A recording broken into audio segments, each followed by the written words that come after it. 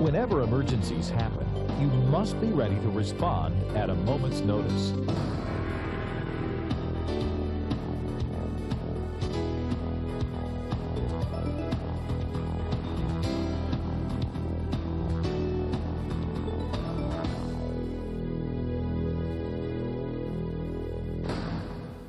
The goal of the next few minutes is to make sure you know what to do when an emergency happens on the job. At Warrick Operations, a plant protection system is in place, ready to respond. This emergency response system includes trained people and resources, including EMTs, first responders, and firefighters. But also, an important part of this system is you. The three things that you should be prepared to do in an emergency situation are: first, call 4333 as quickly as possible. Second, help prevent further injury and damage.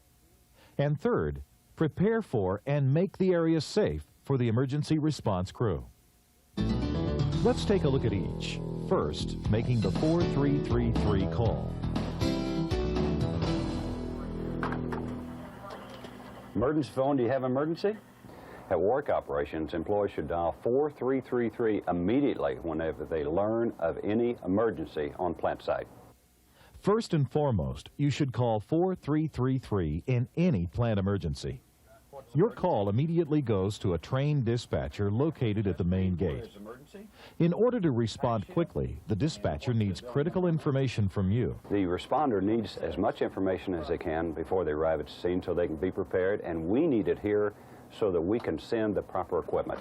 If it is a fire, they need to know exactly where it is and how big it is or what is burning. If it is a medical emergency, they need to know where the patient is, what's wrong with the patient, if the patient is trapped, and if they're on first floor or if they're elevated. Exact location is also extremely important.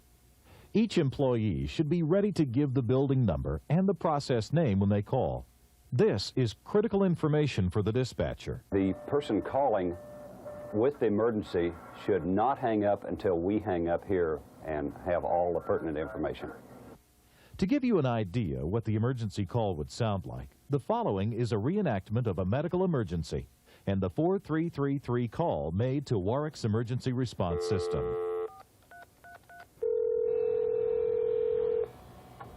Okay, stand by. Emergency phone, do you have emergency? Yes.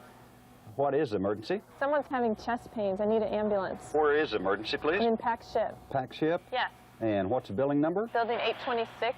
826. And what's the process name on that? We're in the west end of the finished goods warehouse. West end of the metal warehouse. Is a person trapped? No. Is he on ground floor? Yes. Okay. And what's your name, please? This is Becky Huffer. Becky Huffer. Okay, we're on the way, Okay. Becky.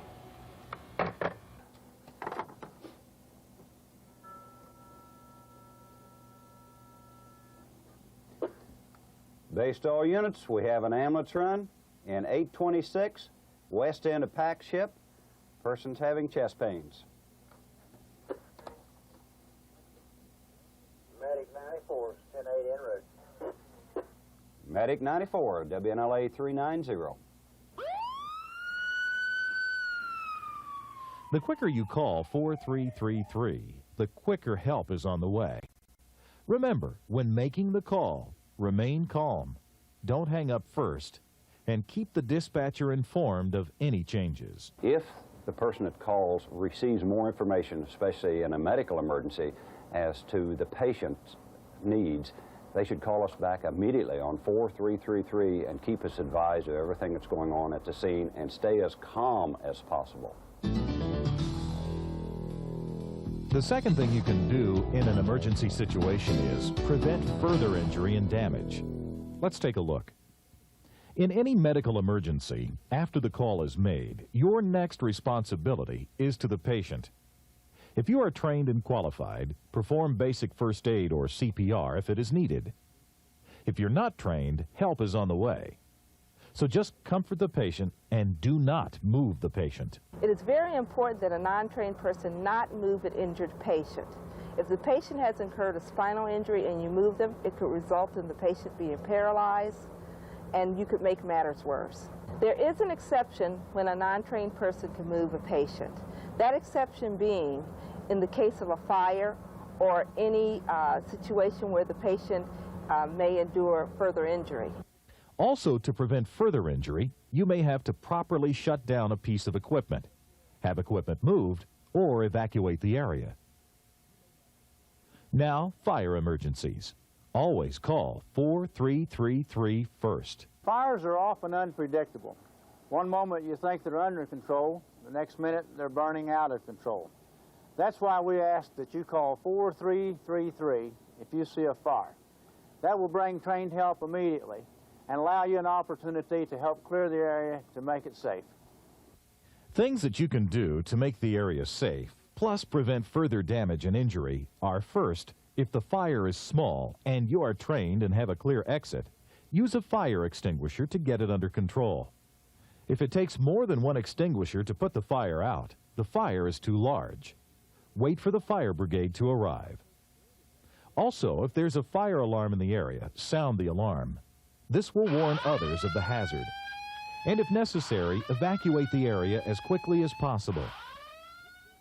In spill emergencies, if it is a small spill and you've had the proper training, contain the spill yourself.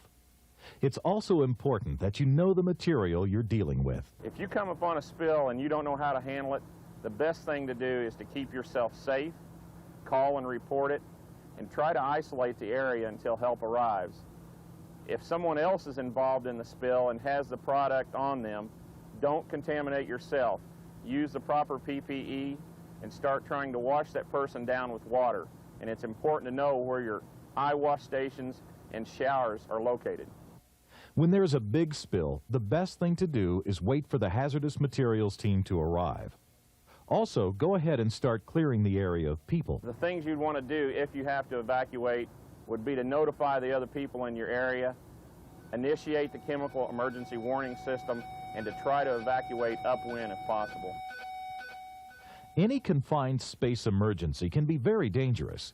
That's why there are trained and equipped rescue teams ready to respond. No one should attempt a confined space rescue unless they've been properly trained, and here at Warrick Operations, that would be only members of the confined space rescue team.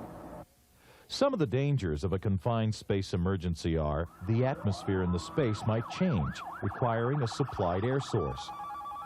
Also, an outside observer attempting a rescue who is not trained in rescue procedures may end up a victim. The most important thing an observer can do at a confined space rescue is continue to observe from outside the confined space.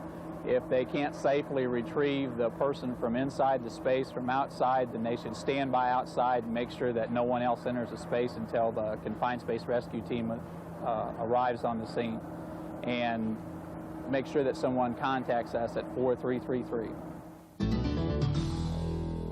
Your third responsibility is to prepare for the emergency crew and make the area safe. In any emergency, time is critical. Clear aisleways, move equipment, or get people out of the way so response personnel can reach the scene as quickly as possible. Lift any overhead doors that emergency vehicles may need to go through. Have someone go and meet the crew to direct them to the right location. It's a good idea to send someone outside the building to wave the vehicle down, and if needed, inside the building to point them to the emergency site as quickly as possible. Also, to save valuable time, start the proper lockout-tagout-try procedures if necessary. For example, shutting down crane and vehicle traffic. Keep in mind, the scene should be secured. Important evidence for an investigation should not be disturbed unless it is absolutely necessary for the safety of the injured or responders. Once the crew arrives, be prepared to brief them on the situation. Give them any information they may need. Once the medical personnel arrive at the scene, it's very important that the bystander stay there at the scene site. Give information concerning the patient's name, what they observed, if they have any information concerning medical history, and then be of any assistance to the medical personnel. The things that would be helpful to the hazardous materials team would be to know what type of product we have and if an MSDS sheet is available. The next thing that would be helpful is what kind of vessel is it leaking out of, and is any additional containment required? Make sure that the confined space permit is made available to us. Also that we receive the MSDS, the Material Safety Data Sheet, which should be there at hand, and also a copy of the SJP, the Safe Job Procedure, which also should be there at the space. When any emergency happens, you have just a few critical seconds to respond. The top priority in any emergency response is your safety and mine. You can facilitate this by giving us as much and accurate information on the initial call to 4333. Secondly, prevent further injury or damage. And finally, prepare for and make the area safe for the emergency response. Remember, your quick response could make a difference between life and death.